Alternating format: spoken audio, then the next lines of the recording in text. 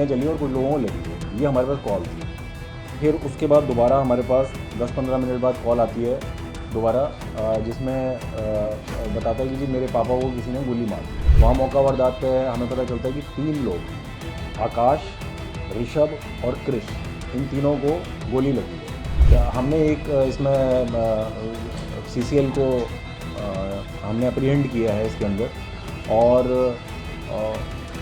उसकी इनके साथ रिश्तेदारी इस तरीके की है जैसे दूर की रिश्तेदारी होती है, मतलब ऐसे डायरेक्ट रिश्तेदारी नहीं है।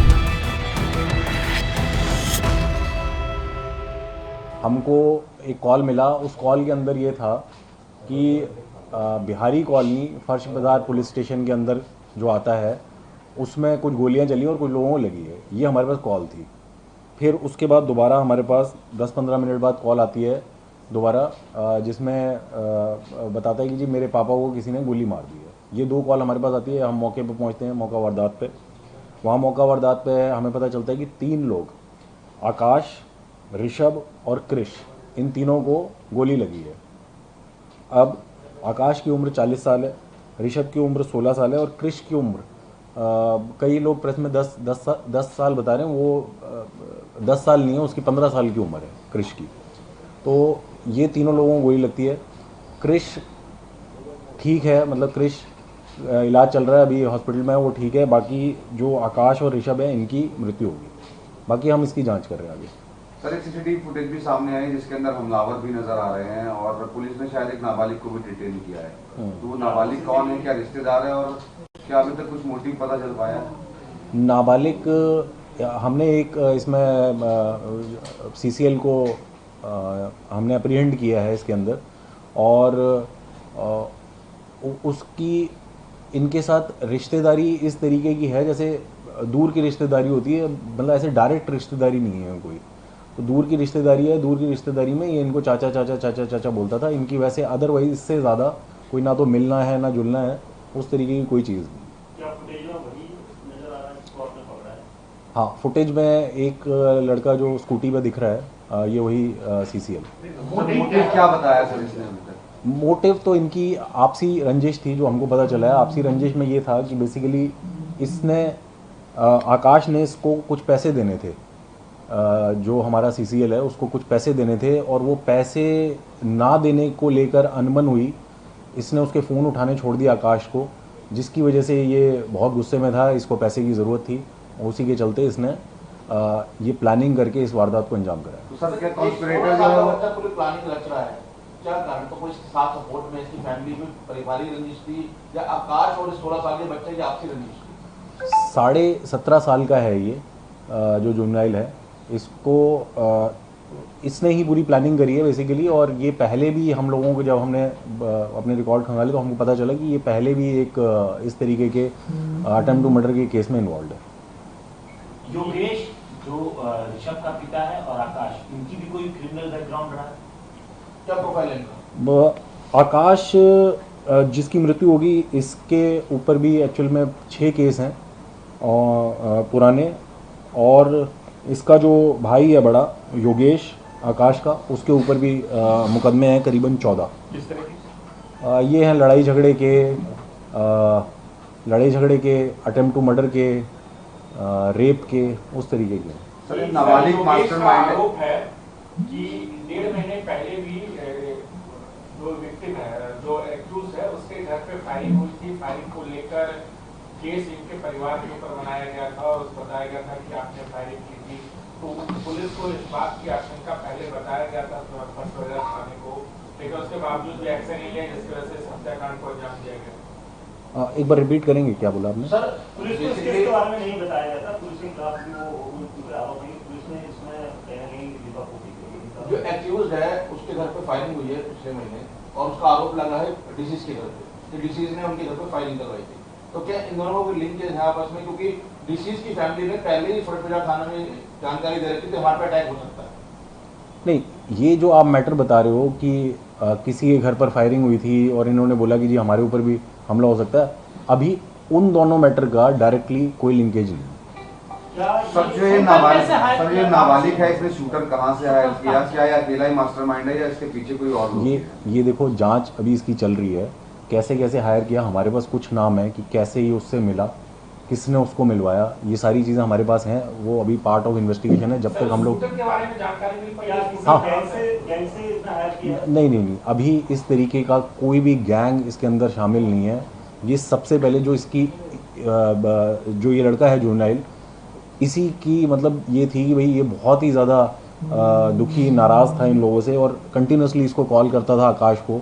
आकाश ने इसके कॉल लेने भी बंद कर दिए, ये घर जाता था, इससे मिलने से भी मना कर देता था। इस चीज़ से वो बहुत नाराज़ था, इसको पैसे की ज़रूरत थी। सर आकाश को नाबालिग के कितने पैसे देने थे और वो कौन से पैसे थे? मतलब क्या कोई काम करवाया था या किस चीज़ के पैसे थे? हाँ, मतलब इनका आपस का कोई पैसे का लेन देन था जिसमें 70,000 रुपये इसको देने थे कितने आकाश टाइम को। पहले लिए थे? करीबन ये हो गया 1.5 महीने पहले की बात है ये। जो मृतक आकाश में उनके भाई ने आरोप लगाया कुछ इलाके के मुखी के ऊपर वो आरोप लगा कि उनको पैसा दिया जाए, जैसे आरोपी के सेंटर पर भी जांच कर।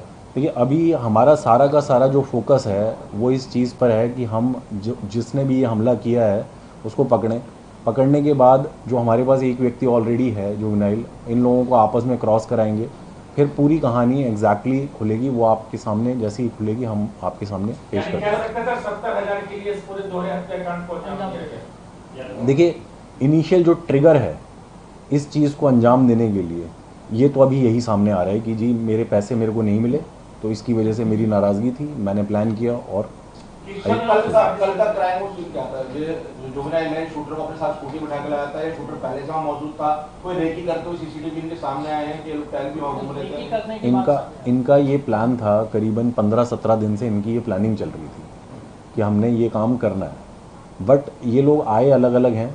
ये लोग ऑलरेडी जानकारी में थे, उनका कोऑर्डिनेशन हुआ है, ये लोग मिले हैं एक जगह पर, लेकिन आए अलग अलग हैं और गए भी अलग अलग हैं। रात भी अलग हो। जी। तो जो शूटर है उसका क्या इंटरेस्ट है? कितने में हायर किया था सर इसने? शूटर का क्या इंटरेस्ट है वो अभी हम लोग इस बात को आप लोगों के साथ डिस्क्लोज नहीं कर पाएंगे, क्योंकि एक बार हमको उसको पकड़ने के बाद ये जो जुवेनाइल हमको वर्जन दे रहा ना, उसके साथ उसको हमको एक बार क्रॉस करना पड़ेगा। हायर करने के लिए कितने पैसे दिए थे? ये तो पूछताछ में बताया होगा। देखिए, वो जो भी कह रहा है अभी उस बात पर हम लोग इतना यकीन नहीं कर रहे हैं, क्योंकि हमको लग रहा है कि it is beyond that what ever he is telling. तो एक बार वो क्रॉस कराना हम लोगों को जरूरी। सर एक चीज़ और, क्या सिर्फ आकाश को ही मारने आए थे और वो जो है ऋषभ को मौत हुई है, किन परिस्थितियों में हुई है? उसको गोली किन परिस्थितियों में? ये केवल और केवल आकाश के लिए आए थे। आकाश की तरफ इनका ये था कि भाई आकाश को आज हम लोग मारेंगे। अब आकाश जब आकाश को ये मारते हुए गया है, फिर उसके बाद जो व्यक्ति है जिसने इनके ऊपर गोली चलाई है, जब वो वहाँ से भागा है तो इसके पीछे भागा है ये ऋषभ उसके पीछे भागा है। तो इस डर से कि कहीं मुझे पकड़ ना ले, ऋषभ के ऊपर उसने एक गोली चलाई है सिर्फ। सर नाबालिग का प्रोफाइल बता दीजिए, क्या करता था, क्या नहीं करता था? नाबालिग एक्चुअल में कुछ नहीं करता था। ये भी इस तरीके की चीज़ों में, मतलब इसका भी क्रिमिनल बैकग्राउंड है। जैसा मैंने आपको बताया कि ये भी एक पुराना 307 का इसका मुकदमा है, अटेम्प्ट टू मर्डर का एक मुकदमा है इसका पुराना। फैमिली बैकग्राउंड क्या है? फैमिली बैकग्राउंड भी ऐसा नॉमिनल सा है, मतलब ऐसा कुछ नहीं है इसका। पिता का भी मर्डर हुआ? नहीं, इस बात की अभी राइट नाउ मेरे पास कोई जानकारी नहीं है, वो पता करेंगे। ठीक है सर, थैंक यू। सर आकाश जी को कितनी गोलियां मारी गई? आकाश को करीबन पाँच गोलियां बता रहे हैं, 5 जगह पे हिट करी। सर वो क्या करते थे, किस प्रोफेशन में इन्वॉल्व थे, इस बारे में कुछ इन्फॉर्मेशन? मैंने बताया कि आकाश का अपना खुद का प्राइवेट काम था, उसके अलावा उनके ये जो मरने वाले व्यक्ति हैं उनकी 6 क्रिमिनल इन्वॉल्वमेंट है पीछे। चीटिंग की है, लड़ाई झगड़े की है, रॉबरी की है, गैंग रेप की है, अटेम्प्ट टू मर्डर की है। दोनों भाइयों के ऊपर इस तरह की दोनों भाइयों के ऊपर इस तरीके की केस है। वेपन कौन सा? वेपन अभी देखिए, जो हम लोगों को दिख रहा है कोई ऑटोमेटिक टाइप का वेपन है, और क्योंकि हमें कुछ जिंदा कारतूस भी मिली हैं, तो अब ये देखने वाली बात है कि भाई कैसा किस तरीके का। हाँ, पिस्टल, प्रोबेबली पिस्टल यूज़ हुआ। कल रात को हमको एक कॉल मिली 8:30 बजे। उसके बाद एक कॉल और मिली उससे 15 मिनट के बाद, जिसमें यही बताया कि यहाँ गोली चली है और कुछ लोगों को गोली लगी है। दूसरी कॉल में ये था कि जी मेरे फादर को किसी ने गोली मार दी है। हमने अपने लोग जब वहाँ पर जो हमारी टीम वहाँ पर गई जांच में ये पता चला कि 3 लोगों को गोली लगी है, आकाश, ऋषभ और क्रिश। ये तीनों आपस में रिश्तेदार है। आकाश का बेटा है क्रिश और आकाश का भतीजा है ऋषभ। इसमें आकाश और ऋषभ की मृत्यु होगी। इसमें एक व्यक्ति को अभी हमने अप्रीहेंड किया है यहाँ पे, वो जुवेनाइल है। तो अभी इतना ही मामला है, उसके आगे की जांच चल रही है। सर, ये जो जुवेनाइल है ये आकाश और इनकी फैमिली का क्या लगता है और इसने क्या बताया, आखिर क्यों जो है हत्याकांड को अंजाम दिया? ये इनकी ऐसी डायरेक्ट कोई रिश्तेदारी नहीं है। इसमें जो लड़का है जुवेनाइल, इनकी दूर की रिश्तेदारी में है और ये खुद इनको चाचा चाचा बोलता था। हालांकि इनकी बातचीत सब बंद थी, ये मिलते भी नहीं थे आपस में। तो क्या इसका पैसे का लेन देन था आकाश के साथ? अभी देखिए प्राइमा फेसी तो यही आ रहा है कि इसका आकाश के साथ पैसे का लेन देन था, जो ये मांगता रहता था। करीब 70,000 रुपये की बात थी, जिसको ये देता नहीं था और उसको अवॉइड भी करना शुरू कर दिया था। इसके फ़ोन भी उठाने बंद कर दिए थे, इससे मिलना भी बिल्कुल बंद कर दिया था। तो क्या हम कह सकते हैं कि इस पूरे हत्याकांड का मास्टरमाइंड नाबालिग है? डेफिनेटली इस पूरे हत्याकांड का मास्टरमाइंड ये नाबालिग लड़का ही है। इसकी पहले की भी क्रिमिनल इन्वॉल्वमेंट है एक हमारे पास, अटेम्प्ट टू मर्डर की।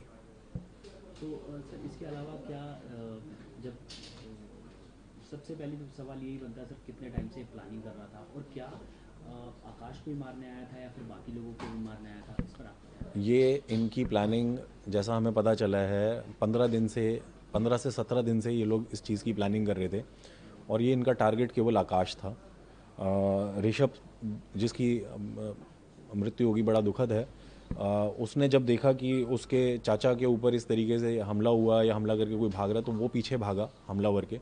तब उस दौरान उसके भी एक गोली लगी। सर, सीक्वेंस ऑफ इंसिडेंट क्या था? कहाँ से ये दोनों आए, क्या इकट्ठा आए, क्या स्कूटी पे बिठा के लाया था ये नाबालिग शूटर को, और आने के बाद फायरिंग करी, किसके ऊपर करी और क्या सीक्वेंस ऑफ इंसिडेंट क्या रहा? सीक्वेंस ऑफ इंसिडेंट ये है कि गली नंबर 1 बिहारी कॉलोनी में ये घर है, जो मृतक है उसका घर है। ये लोग बाहर अपना दिवाली का जो भी है पटाखे वटाखे जलाना, दिए जलाना, मोमबत्ती जलाना, वो काम कर रहे थे।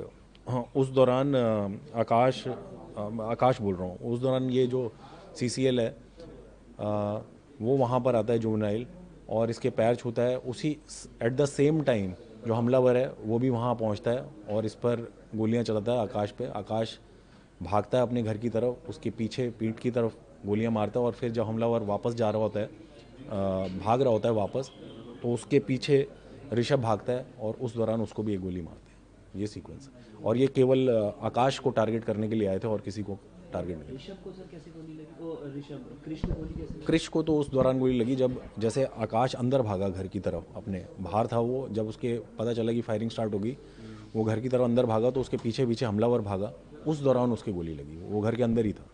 ये सर जो पकड़ा गया है ना, इसके ऊपर सर पुराने मुकदमे दर्ज हैं? नाबालिग के ऊपर एक पुराना मुकदमा है अटेम्प्ट टू मर्डर का, जिसने सर इसने बताया कि शूटर कहाँ से हायर किया और कितने पैसे दिए थे किलिंग के लिए? वो सारी अभी जांच का विषय है, क्योंकि हम एक ही वर्जन के ऊपर डिपेंडेंट नहीं रह सकते। बट हाँ, हमारे पास कुछ नाम आ गए हैं, हम उसकी जांच कर रहे हैं कि भाई जो कहानी ये जुवेनाइल हमको बता रहे हैं वो कहानी कितनी सही है कितनी झूठ है। एक बार वो पुख्ता हो जाएगी फिर आपके साथ साझा करेंगे। इसके नाबालिग के पिता का भी कुछ दुश्मनी है इनके, आकाश और उनके फैमिली के साथ? क्योंकि ये लोग बता रहे हैं कि पहले भी फायरिंग हो चुकी है उनके। प्रिलिमिनरी जांच में हमारे सामने ये आ रहा है कि इसकी, आकाश की और ये जो जुवेनाइल है, इसका फादर है जुवेनाइल का विराट, तो इनकी आपस में बहस हुई थी। हाँ, आकाश जो मृतक है और जो फादर है जुवेनाइल का विराट, इनकी भी आपस में बहस हुई थी।